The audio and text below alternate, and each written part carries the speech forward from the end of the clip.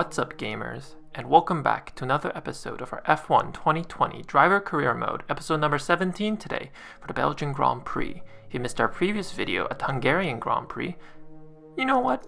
It was clearly a race to forget. We had a terrible mistake already in a damage limitation race, and well, yeah, it just cost us points, but ultimately we have to look ahead, and we do as we invest in a major rear downforce upgrade.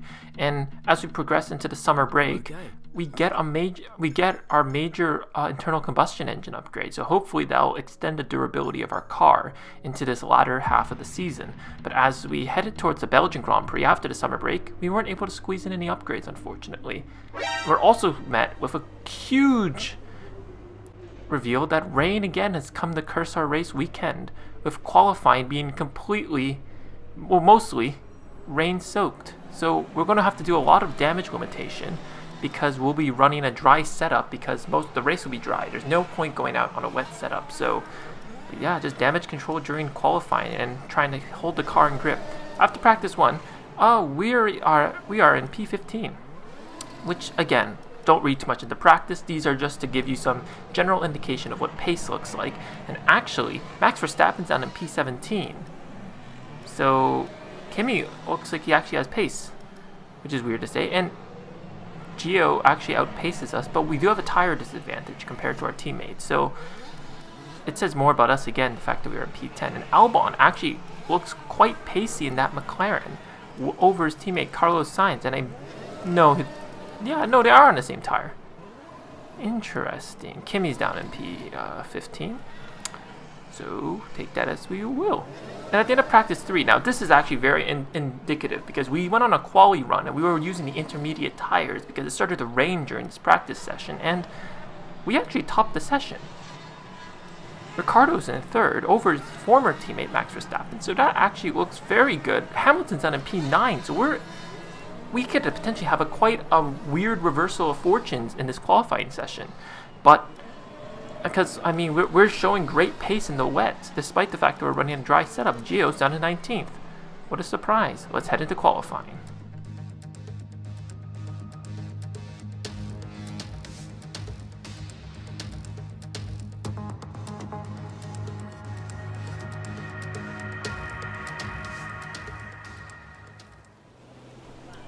And here we are into quali, and as you can see, the rain is here. Thankfully, it is intermediate conditions, and here's the dry setup that we'll be running around Belgium this weekend. And like always, feel free to pause at any moment during this portion of the video, and I'll leave a link to the video in which I found this setup for any controller players in the description down below.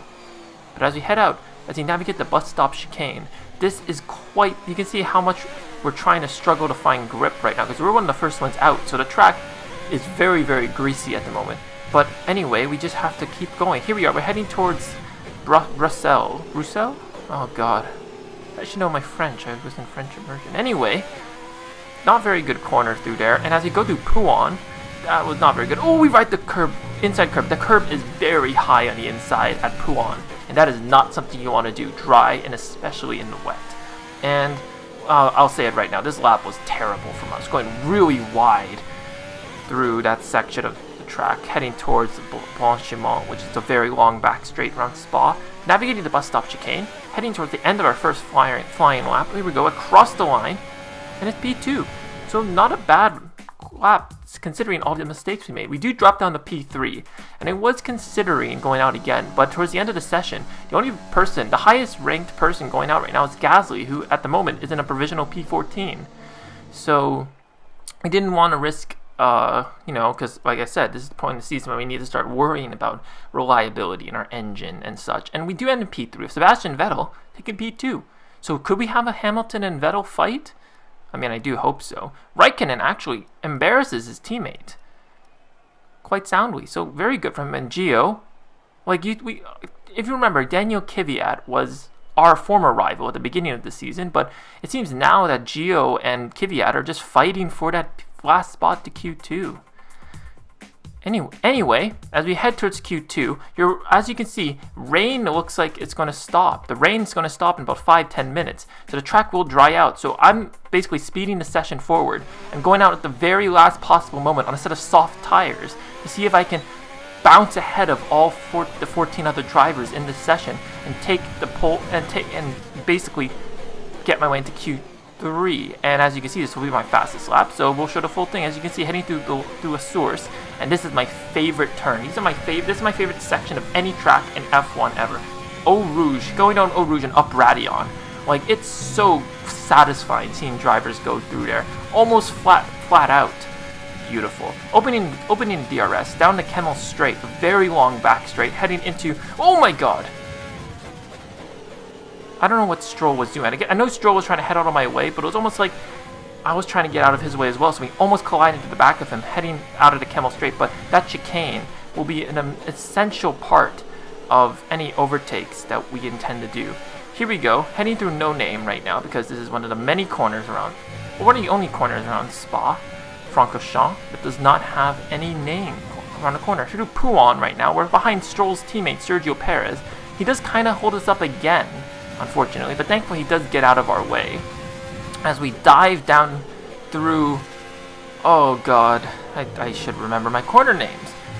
Anyway, here we go, heading through this fast chicane, and through these two right-handers, and now we're just going to go flat out down towards Blanchiment, the long back straight, with a slight kink, which consists of turns 16 and 17, I believe, of this circuit.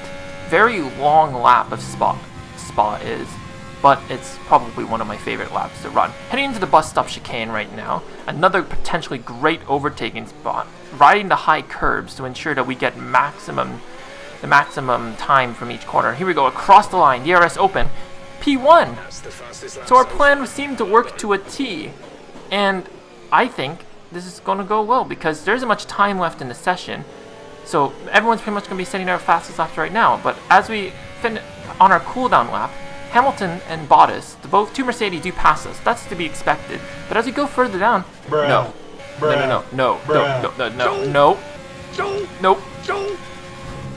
Oh my god. We go down to P10. Oh, P11. Oh my. We're out of qualifying. And there's not enough time to go out on another lap. So I went out too early and, well, or I didn't go out late enough. And everyone's at a better time than me. We end the session embarrassingly in P15. I don't know what to say. I don't know what to say. That's just embarrassing on our part. Utterly embarrassing. And well, thankfully it's not very hard to overtake around Spa, but we got our work cut out for us for a recovery drive. Let's head into the race. Welcome along then to the Belgian Grand Prix, the race that gave us the maiden victory for the Jordan team in 1998. And in the same team, the phenomenal debut of a young Michael Schumacher.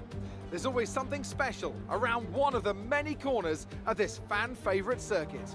So here we are once again, ready to go racing through the Ardennes Forest. 4.35 miles of long straights, fast corners and massive elevation changes. It makes this not only one of the most exciting circuits on the calendar, but one that makes for some consistently high-quality racing as well. Simply put it, there really is no place quite like Spa.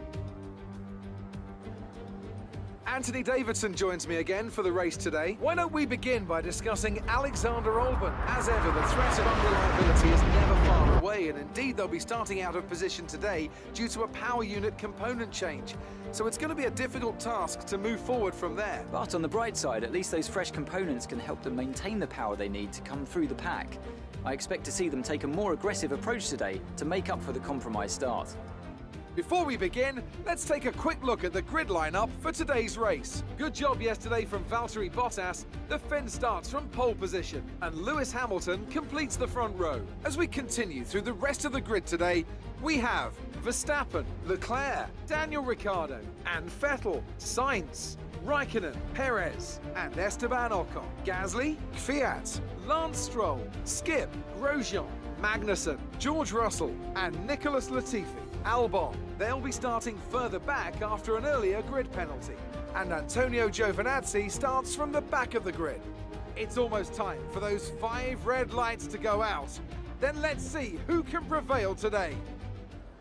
And here we are on the grid, and we do gain a spot because Albon, who qualified in P11, got a grid penalty along with our teammate.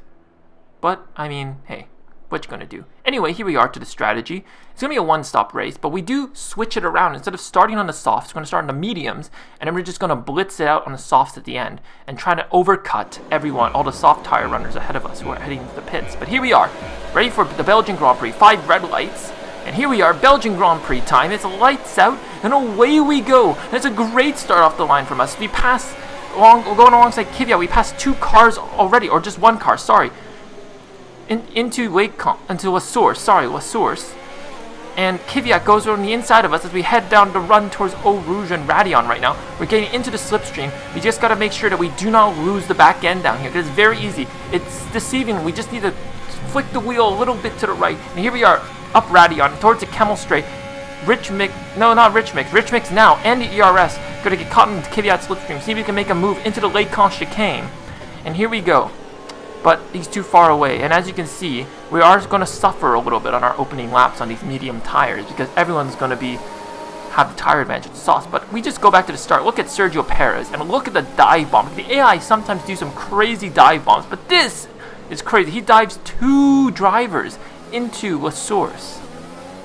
That is an amazing stuff from him. But anyway, going back to us towards the end of lap 1 now, heading towards Blanchimont. We're going to turn on the ERS, try to get a little extra boost of power. We get stuck in Kvyat's slipstream down the back straight. And here we are. We're going to see if we can make a little move into the kink. But Kvyat slams the door on us. Dangerously so. We're able to catch the car. And we just got to wait till next time. We're going to bus stop chicane. We're going to see if we can... We're going to pressure Kvyat. We're going to poke our nose in just everywhere around his car, just to let him know that we're still there. And we're going to see if we can make a move into La Source now.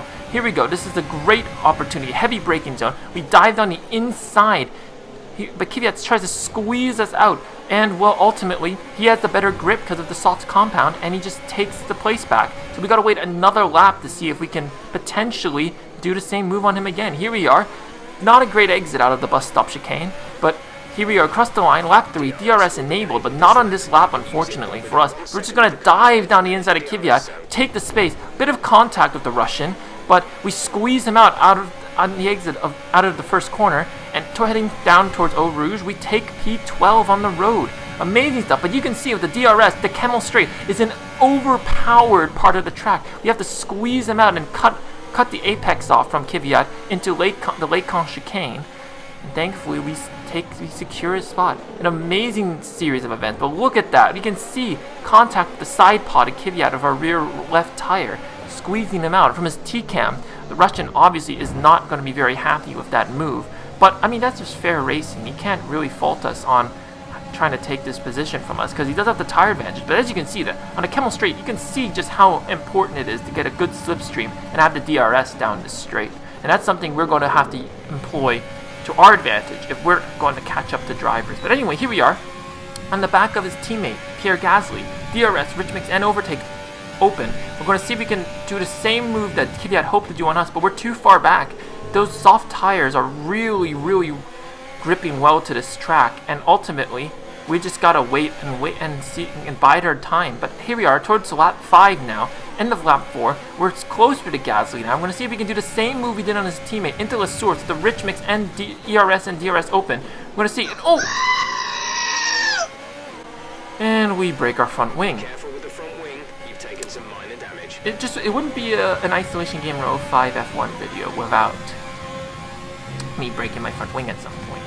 But as we head through Eau Rouge and Radion, I don't feel that much downforce loss. And as we look on the replay, it does seem as though we make contact with Gasly's gearbox, but it doesn't look as though anything broke. It doesn't look like anything broke off. We got very lucky there, but it did register as damage, but weird. Anyway, here we are down the Camel Straight, but Gasly also has DRS. So unfortunately, it doesn't seem we're going to make a move. We dive on the inside into the Lake chicane, side by side, but Gasly gets a better exit, and unfortunately, we lose the place. But we do go purple in the first sector, so it seems like our medium tires are starting to grip into this track, and the soft tires are at that point where they're starting to lose that vital grip. And here we are, we're closer to Gasly now. We're going to pull the same move onto lap 6, dive into La Source, but we don't get a very good exit. Gasly gets a better exit. We're not able to squeeze him up. And we're going to go side by side down Eau Rouge and into Radeon. This is it. Can we make the move stick? We turn on the ERS for a tiny bit, and we go. But we get carried way off the track. We rejoin, and we make the move stick. That has got to be. And we got the DRS. That's probably one of the best overtakes I've made ever. Like, that is so hard. Like, you don't understand. Like, F1 drivers, that is their, like, that's like the slam dunk, the field goal. I don't know enough sports terms to describe how, like, that's the money shot, an overtake through Eau Rouge and Radeon. And although I did think we did cut off Gasly rather viciously, we actually do pretty well, and we don't break his front wing. And like here, as you can see, we do go off the track into Radeon, but Gasly's quick reflexes prevented a nasty incident there, and the stewards still let us keep the position. And now we're right off the tail of Ocon with DRS, rich mix, and overtake. See if we can take his spot into the points. We dive into La Source, and a lot of contact, a lot of tire rubbing, but we're successfully able to get back into the points. So we've made up 4 places already, and now our tire advantage is really gonna.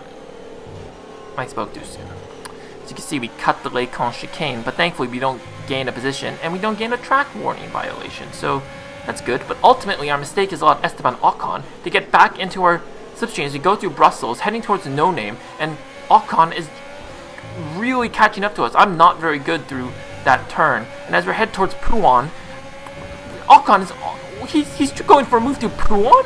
You gotta be kidding me. We squeeze him out, and thankfully nothing happens that comes of it, but my god. A move through Pouan is, like, that's almost as ballsy as going through Eau Rouge. But, as you can see, Sainz is heading to the pit, so now the soft tire runners are going to start pitting now. So that's going to play into our favor very nicely. And, as we head down the Camel Straight due to Lecon, look at the fight between Raikkonen and Perez ahead of us. So this is good for us because they're in the softs. They're going to pit earlier than us. And we could pass them, but ultimately all this fighting is just going to bring us closer to them, and it's going to help us gain more positions and successfully extend our overcut opportunities. They're fighting even through Pouan, but I get really distracted. Oh my. Yeah, so while I do have better grip, that doesn't excuse bad driving, as you can see. I'm just focusing way too much on the Perez-Raikkonen fight that I'm not paying for attention to my driving. As you can see, I go off track multiple times. But here we go, to the bus stop chicane. And as you can see, Raikkonen and Perez enter the pits. So we're up into P4, but I think the top 3 runners are heading into the pits as well. So we're not only going to inherit P4, we're actually going to inherit P1 of the race. We're leading this race from P14 on the grid. We make it into first. And Ocon and Gasly haven't pit yet, so they're going to be holding up the new medium tire runners now. And things are looking good, and we're actually, with all the clean air, we have amazing pace at the moment. So we're just going to try and extend this gap to Bottas behind us, who in the Mercedes is still quick, undoubtedly so, now that he has fresher tires. But, I mean, this is played, we played the strategy. Like, the strategy has just been king right now. As you can see, Bottas does set the fastest lap though, so his tires have started to grip into the track. And now we're starting to feel the tire degradation on our mediums as we do Brussels. That's a terrible corner. Like I said before, we're not very good around that corner, but yeah, that's just like I can get any grip around there. But as you can see, the pit window is opening, and we're just going to go into a set of soft compound tires. So hopefully, all this work we've put into the overcut will ensure that we don't lose too many places. And we can just go ballistic on the softs as we head to Brussels again. And oh my god. Very, very sloppy take of that corner. But anyways, here we are. We're going to see how well we can do. Heading through the bus stop chicane, but into the pit lane this time. And Spa does have a very long pit lane. Very interesting pit lane as well, but very long. So, unfortunately, we're just gonna have to pray and hope that our pit crew doesn't give us too long of a pit stop. But as you can see, only Bottas has passed us. Hamilton's only passed us as we enter our pit box. And there's quite a large gap as Verstappen passes. There's still quite a large gap to Ricciardo behind us. And we're the only we're the only ones running this very alternate strategy in the top 5. We got P4. So we actually didn't lose that. We weren't that bad actually. The overcut really worked. We were able to gain 10 positions after our first stint. So amazing work from us. As you can see, too, Brussels, the grip is so much better. Like I actually hit the apex for once, which says a lot. And we have a lot of speed. 2 purple sectors on our out lap, so we can start to close the gap to Verstappen very easily. And here we are, 2 purple sectors later onto lap 15. Heading towards lap 16, we've closed the gap to Verstappen very well, and we go and set the fastest lap of the Grand Prix. So amazing work from us, great recovery drive, and now we're challenging for a podium. That's not something I would have considered considering our fortunes after qualifying, but grip does not excuse bad driving. As you can see, I take the I don't have a very good exit, and Verstappen's starting to build the gap. So now I'm starting to doubt whether or not we can get that elusive 3rd place spot on the podium. Ocon's out of the session. The safety car is out. You could not have written this. This is great because now the field's gonna bunch up, and we actually have not only a chance at the podium but the win. But as you can see, Ocon gets what his teammate got in the last 2 races, a humongous engine failure. And oh, that's a mad Esteban. Considering he got a podium last race too, he finally suffered the same fate as his teammate. So it just shows that it was a Renault reliability problem. Here we go, a safety car coming in, lap 19. That means we're going to have 3 laps of racing, and we're going to see whether or not it's going to be a sprint race. But we have the tire advantage. Our tires are newer than everyone else's, so this is going to work out great. But as you know, if you've tuned into our series, our safety car restarts are not very good. So we got to play it very safe here. As you can see, I'm all up on the back of Verstappen's gearbox. We're taking the curve, and here we go. Power down. Oh, we lose the back end. Okay, clear. No. So we didn't even get caught up by the restart this time. We were all up at the back of Max Verstappen, but we just... Oh, that's all on us. There's no sugarcoating it. That was all on us. We screwed up. Heading through Eau Rouge and Rat. Oh my god. I can't get over that. I really can't. Like, that's a podium gone. And Ricardo is looking rapid. He got a great restart compared to us, and he's all up the backside, even without the DRS, down to Camel Straight. He's looking for a move. We could lose a place. We break late, heading to Lake Camp, and we do shut the gap. So thankfully, we are still able to keep P4, but now P3 just seems so far away. If we look at the replay, I was just too eager on the power. I mean, granted, I did mount the curb a little too much, but really, I don't start sliding and I don't lose the back end until after I put the power down. So while the curb could have played a factor into it, it's ultimately because I was too eager with the throttle. And now here we are, lap 21 on a penultimate lap. And this sprint race, this 10th sprint race I was looking forward to, has really just turned into seems like it's just going to be a processional finish. So hugely disappointing for us. We couldn't maximize our opportunities. And here we are, last lap, heading through Eau Rouge and Radion, but we've closed the gap. We're in DRS range, and we've got to nail this. This is our only opportunity, really, to overtake on this last lap. Here we go, DRS, Rich makes an overtake on. We're closing the gap, 6/10 now, 5/10, but it's still too far away. Even as we break late into the corner, we go wide into our entry into Lake Camp. And that's it, that was our race. And unfortunately, the podium that we could have had is gone. But ultimately, we shouldn't be too disappointed, because from P14 to P4, that's a great recovery drive. Race over. Take care of the car on the way in. Everyone fastest driver of the day. Yeah, so and all in all, I'll take this race. What a great race then, and what a magnificent victory here at the Belgium Grand Prix.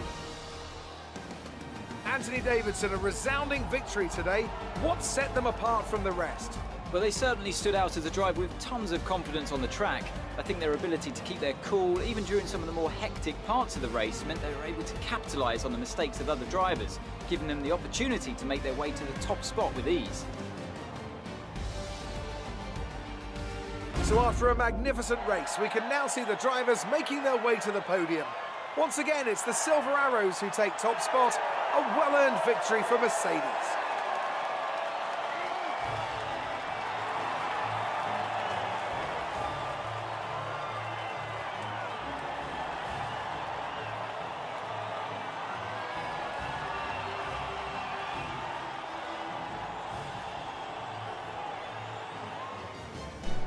So in the end, Valtteri Bottas actually trounces Lewis Hamilton. Interesting, but it is just a Bothamver podium. We're used to those if you're an F1 fan.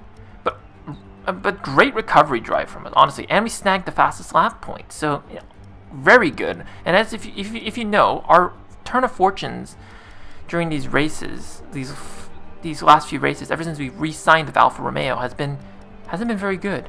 That being said, Gio does maximize his opportunities as well, making up 4 places, which is good, but still out of the points. Actually, Albon does a spectacular job from P19 to P12, considering his teammate lost positions. And the McLarens didn't look as though they had much pace around here, and Ricciardo did very well to finish P5 in that race. But ultimately, not much changes in the standings apart from the bottom. But I mean, yeah, we're not in this championship fight. I'll just say it right now. We're focusing on ourselves right now. We're just trying to test the waters and make sure whether or not we can sign of a better team in the future. But we do add quite a large amount of points to our team, and that'll make up for all the pain from Hungary. In fact, we actually closed the gap that Leclerc had after our disappointment in Hungary and his podium in the same race. But anyway, that was the race. Thank you so much for joining us, and be sure to join us again soon when we go to Italy for the elusive Italian Grand Prix at Monza. Thank you so much for watching. Make sure you like, comment, and subscribe down below. Share the love, share the video, and I'll see you soon. I'm Isolation Gamer 05. Thank you for watching, and until next time, peace out.